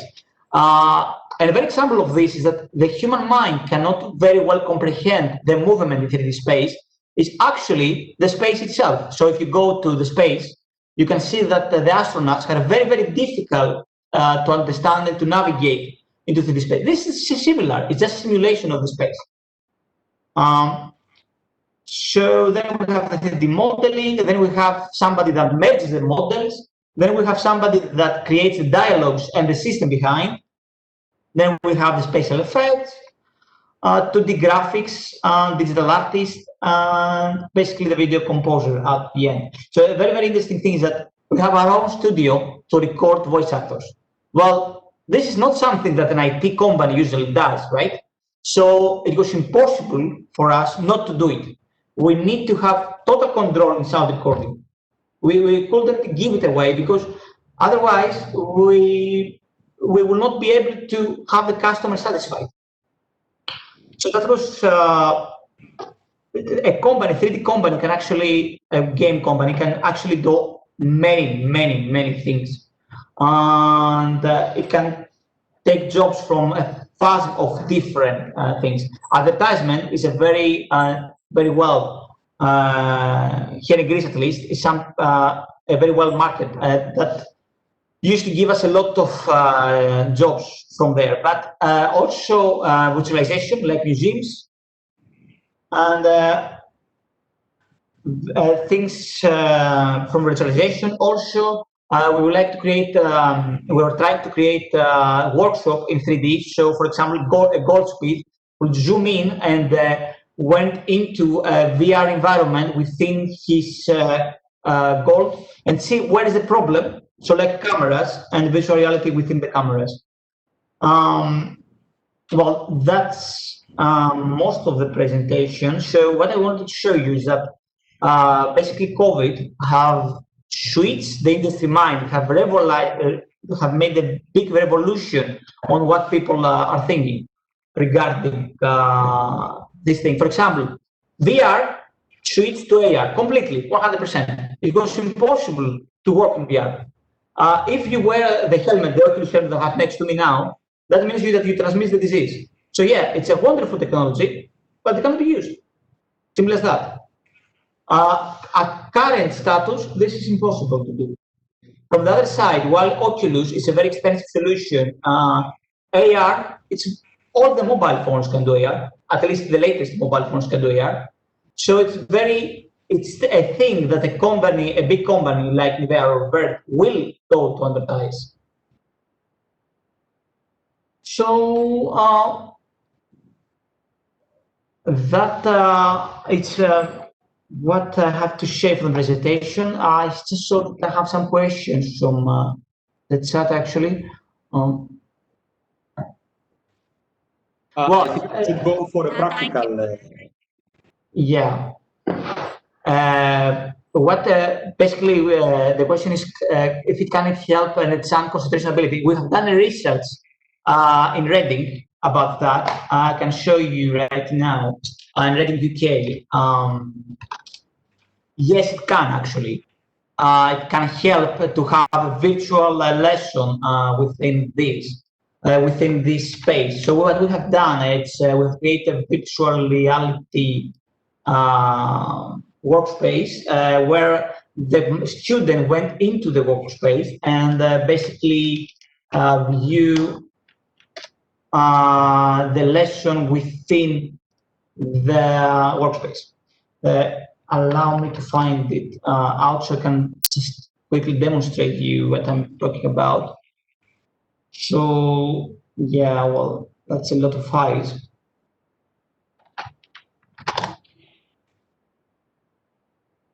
Yeah, we'll have some relevant papers here. All right, this is something difficult to show you right now. But yes, what we have found out is that it was possible basically, but the experiment was actually we have to take some eye trackers to realize the truth. We have put the eye trackers in front of the user to see if he is concentrated or not. So there was no lies there. There was not like a questionnaire at the end that the user could lie. And then we have put normal slideshow. Then we have put video in high quality, video in low quality, and virtual reality 3D space. We have done that with 40 different students from Reading, Saudi Arabia, and Greece. And we have realized that this can enhance actually the concentration of the student. Well, this was a tricky part because at the beginning, the students were fascinated from the graphics. And we have found a correlation between how experienced is a user with VR and how concentrated could he be. So for example, a student that was more experienced with VR, it was easier for him to concentrate on the lessons. The thing though, something that actually was presented to us as a counter argument that we use 3D gaming. So basically students want to learn 3D gaming, but it will be the same for maths or will be the same for philosophy or for a lecture that is less popular, shall I say. I do not have this data, and I do not know if that will be there.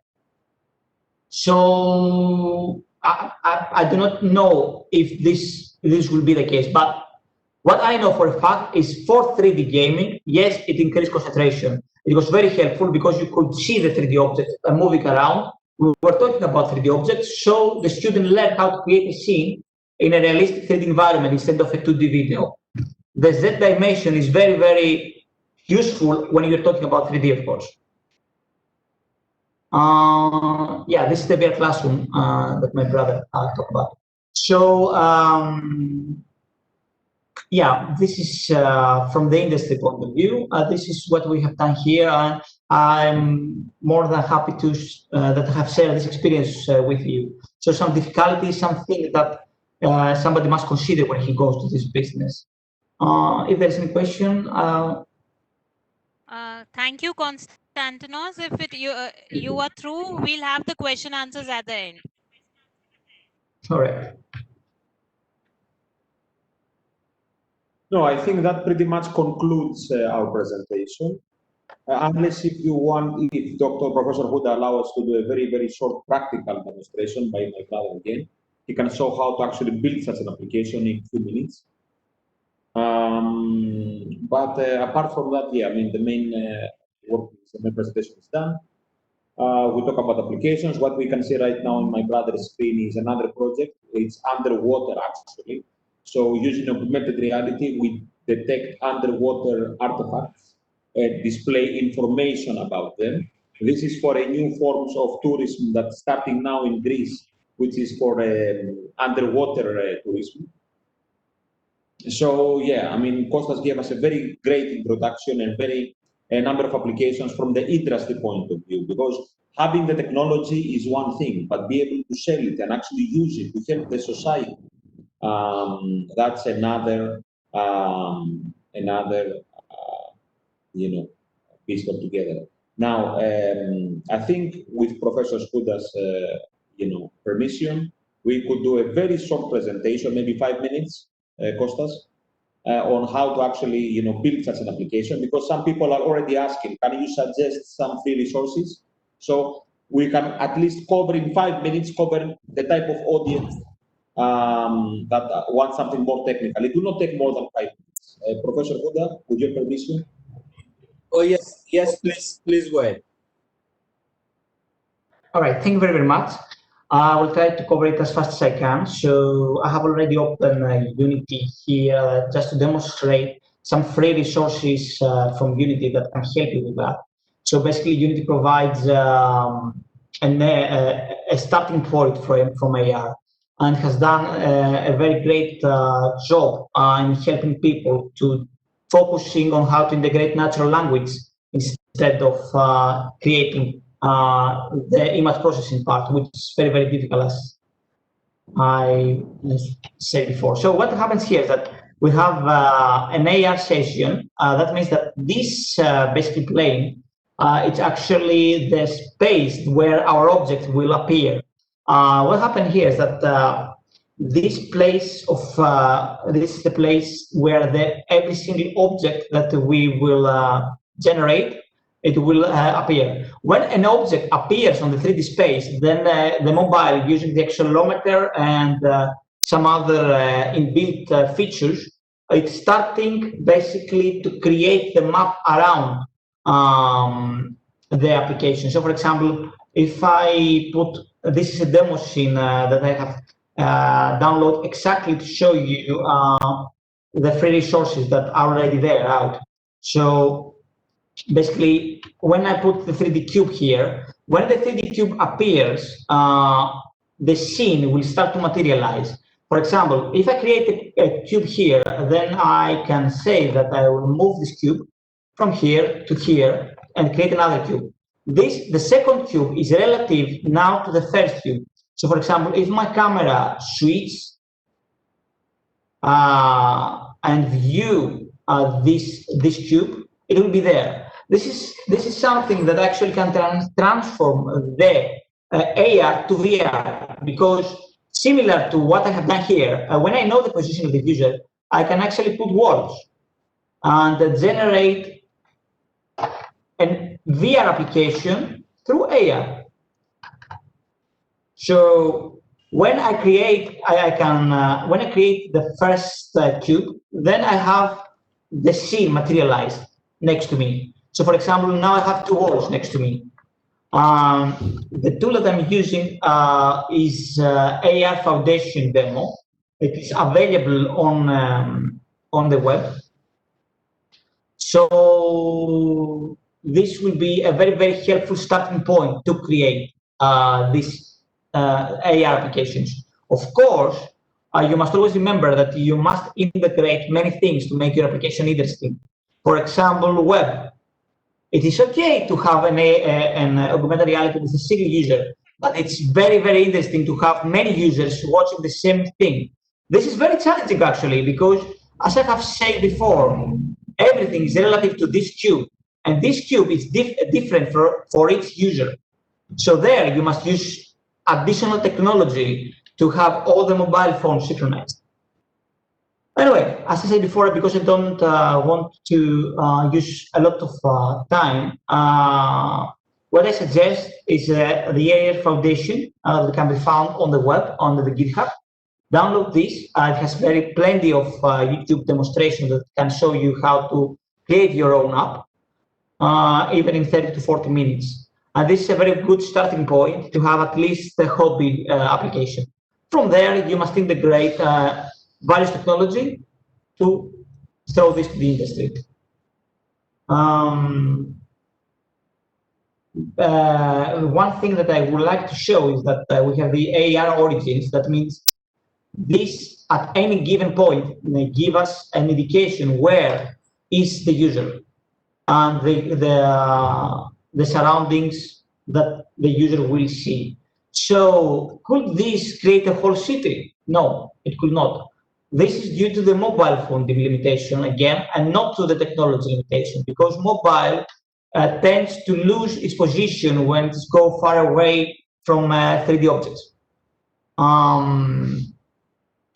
Now, of course, for a complete lecture on this, I will need at least 1 hour to start from scratch until I give to deploy on iPhone or Android. So I would like to stop at this point and basically back to the panel. Thank you very, very much for the demonstration, please. Yeah. Okay, so I think we concluded. We talk about possible applications, and I think this is a good time to answer, to look at the chat and answer the different questions that the people are asking. Thank you, Dr. George and Konstantinos. It was a wonderful as well as informative session, which I'm sure will have enlightened the participants about the power of virtual reality.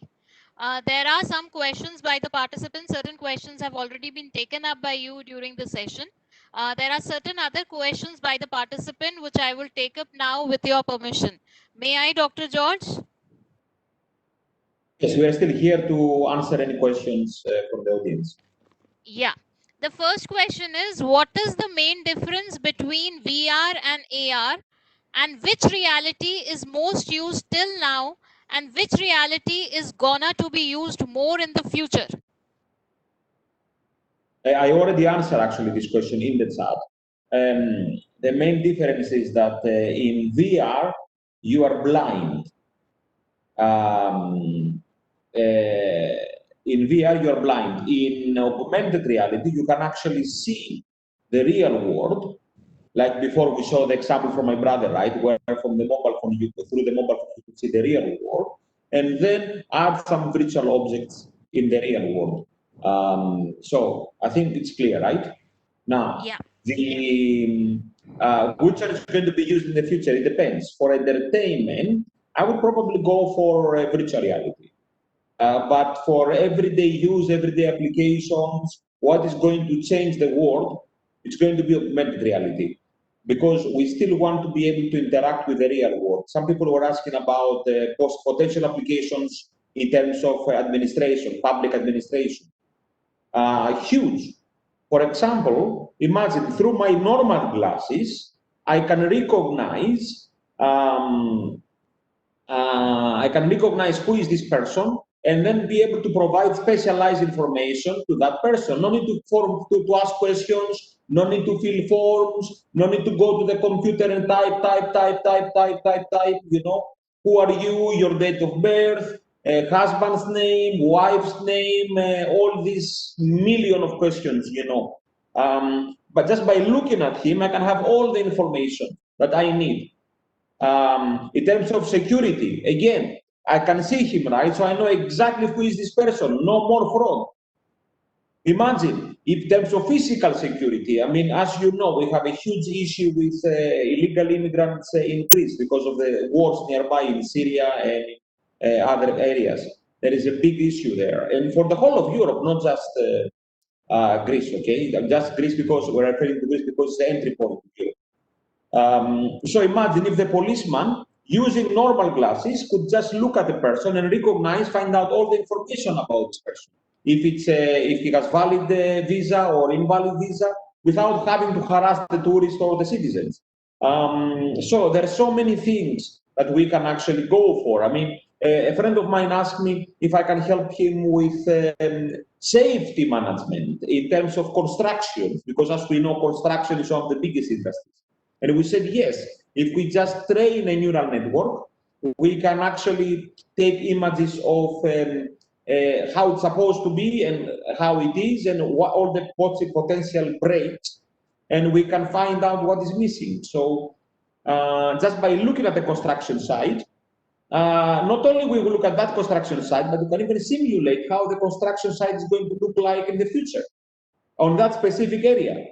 Now, in terms of medical, we already saw a number of videos, but I can give you another very easy example. I mean, very nice example. I mean, we proposed a project that will allow us in our own space to simulate how the coronavirus will spread simply by touching infected items and place them in different areas of space.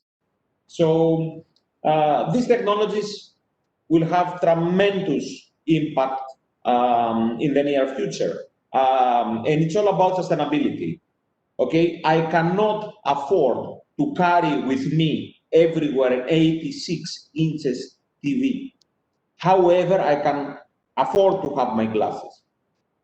It's not feasible to have a mobile phone. Why do I need this mobile phone? I can have it in my glasses through augmented reality and do all the functionality that a mobile phone can do and more without having to holding anything on my hands. Why do I need a laptop? There is no need for a laptop or a computer. I can actually, use my hands on any surface on the air, put a virtual keyboard, an imaginary keyboard, and start typing on the air, like I'm typing on my computer. So all these things are not science fictions. They're out right now. It's just a matter of making them smaller, which is coming out soon. Once they're small enough, and these new technologies like new batteries allow us to have more time in terms of electricity and more usage over these devices. And 5G, again, 5G is a critical part of the development of these applications. You will see them taking off. Why 5G is important? 5G is important because of the super high connection speeds.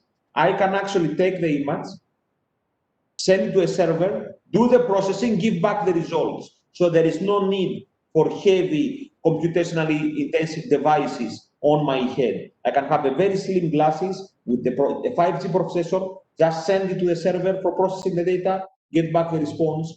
So we will go to a really thin client approach. So less battery, less weight, so more usable. So yeah, augmented reality, 5G, and the new generation of batteries will change the world as we know it today to be completely a completely new world. True, Dr. George. Next question. What about transferring the consciousness into a computer? Let's see and enter into a virtual world and having conscious intelligence and artificial intelligence together. I think I show a small example during my presentation of a holographic projector, a hologram that can actually interact with you, talk with you, and even control your house. But for actually transferring the human intelligence into the machine, that was covered in the previous seminar regarding intelligent agents. The Russians are doing a lot of work there. And we have already done some work here in Emirates, in UAE, regarding resurrecting people that are long dead. So we find the text and we try to train a virtual avatar to behave like them, give the same kind of answers, and so on. Abu Sina, for example, was one of the people that we have one of the people who resurrected. Aristotle has also been resurrected in Athens, kind of resurrected. So there is a robot with the looks like Aristotle and also has the like experience of Aristotle, but that's as far as we can go. Thank you. Next question. So, if how real is the real world? So how virtual will be the virtual world? Can virtual reality gives eyes to the blind, virtual limb to a disabled person, or virtual limb for a, let's say, virtual environment? This is done already.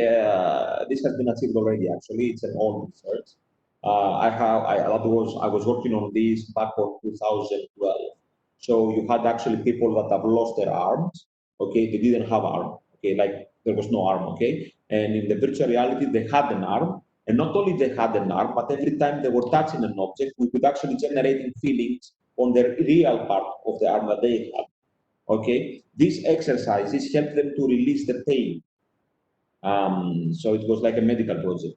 Now, in terms of actually bridging the gap between real world and virtual world, again, in the chat, if you go back in the chat, I put a paper where we can actually have connected the virtual world to augmented reality or virtual reality with the real world. So by identifying a light or a monitor, as it's done in the paper, I can actually see all the possible actions, and by clicking there through a network of sensors, I can actually control that device. Next question. Can you please suggest some new ideas related to AR development, especially in this COVID-19 pandemic? Well, we already gave you the tools. I think you're more than capable of coming up with amazing ideas, better than our ideas. So please take our tools, take the knowledge that we gave you today, and be wild. That's my advice. Go and advance our society.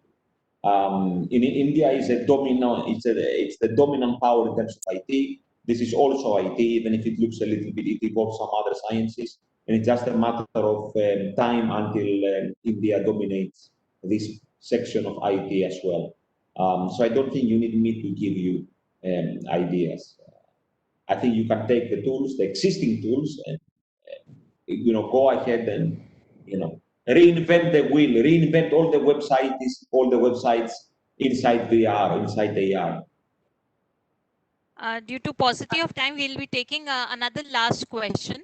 Can you give us more insight into like how exoskeletons work and its advantages and disadvantages?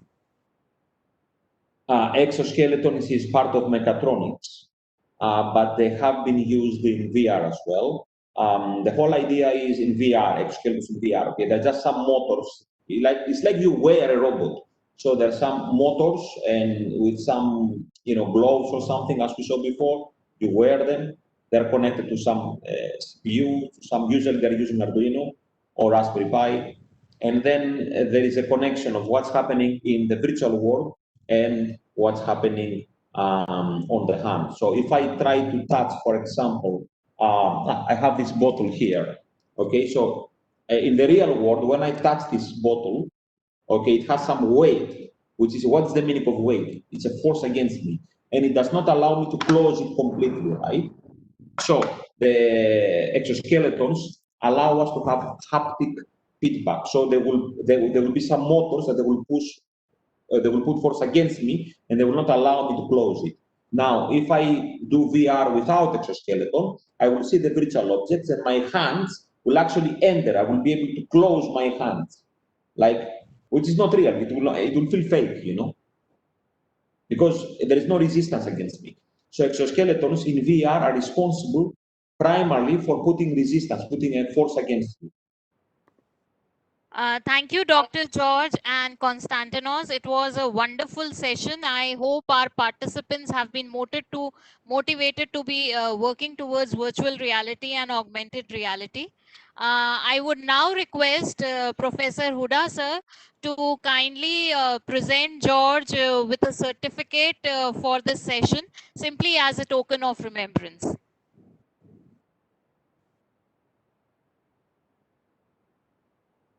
So, Dr. George, this certificate is only again to remind you that this wonderful webinar which have been delivered, and I have very special thanks for Mr. Costa, whom you invited, and he gave a wonderful demo.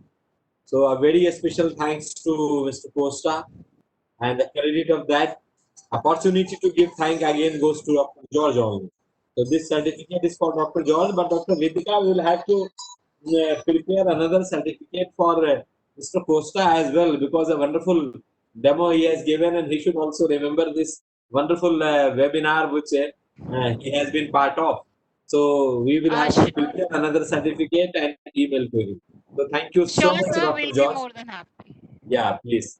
Uh, And many Thank you so special much. guests from many parts of the world, and including Dr. Sachi from Hyderabad, originally from Bhubaneswar. So thank you so much, Dr. Sachi, and all the guests who were especially invited by Dr. George. So all the guests, thank you so much.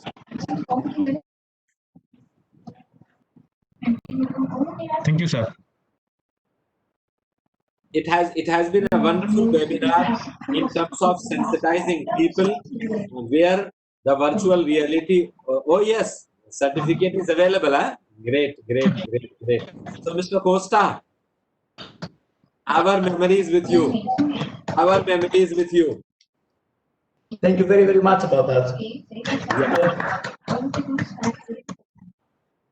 It was sheer our privilege having you here. And when Dr. George wrote to me, I was so enthusiastic to have you that immediately I replied. And Dr. George took a very right decision of inviting you from Greece. So wonderful addition to that program. Yeah, Dr. Sachi, you wanted to speak something? Yes, sir. So I'm very happy because you have organized this type of event, and I was just looking all the website what I was sharing in the chat box. So you are the I think Corona warrior, right? So we have done a lot of things in this pandemic time. So it is Corona is basically opportunity, right, for us. Correct. We learn many things. Thank you, and my special thanks to Professor George to invite me to attending this type of webinar. I learned many things, virtual reality and augmented reality. Thank you, sir. In fact, we realize that if we do not do something for continuing learning despite disruptions, probably people will go into depression. And Yes, sir. in mid of April, I read a journal, international journal on psychiatry, one of the most prestigious journal of the world. And here I read that there are 5 phases of every pandemic. And first phase is, of course, denial. Second phase is anger. Third is bargain. And we saw that how countries like US and Europe, America and Europe were denying to this COVID-19. Then people started showing anger, not towards the COVID, but towards China. And then third phase, we were bargaining. We were bargaining how to continue our normal life with Corona. And then the fourth phase, which I read in that journal, was very disappointing. Fourth phase of all this pandemic is basically depression. And the fifth phase is acceptance. So then at Bharati Vidyapit, we realized that if we do not engage people into learning, at least those positive people who can continue their learning and we can continue to some extent in remaining positive, will also go into depression. So we started a series of activities for students, for professionals, for researchers, and these series of activities are basically the faculty development program, webinars, etc. And the only purpose was to ensure that people should not go into depression, rather go to the fifth phase, that is the acceptance phase, that we have to live with this kind of environment of Corona, and we have to continue learning. And that's how I said that this COVID-19 kind of pandemic and this particular pandemic has advanced the implementation of the technology at least 5 years. And that today's program on virtual reality and augmentation, and many of such feedbacks were coming to me, that telling that we are actually realizing this virtual reality and becomes a kind of feeling that it's a actual reality. So now the people take more interest in attending virtual program than traveling from one place to another place to attend any program in physical mode. That's the beauty of the technology. And the entire world, particularly the technologists, have shown that the people are so agile that they can immediately adapt to the changes happening in the technological front, and they continued learning. That is the great part of this. And thank you so much, Dr. George. Dr. George is always a step to me. wherever he is, whatever is the technology, the moment I just drop in the WhatsApp message, he immediately instantly says, yes, Professor Huda, you are inviting and I'm there. So that's the kind of instant acceptance which Dr. George gave to me. So thank you so much, Dr. George. And this time he has brought very colorful flavor in this webinar by inviting so many people from many other countries. My reach was close to around 13, 14 countries, but he increased this reach to close to now 21 countries. And again, there are few participants, like participants from Malaysia, Pakistan, participants from Pakistan. They are very regular. Every program they attend and they write message in the chat window. I have attended yet another program, another useful program. So thank you so much to all the participants. Dear participants, now those who have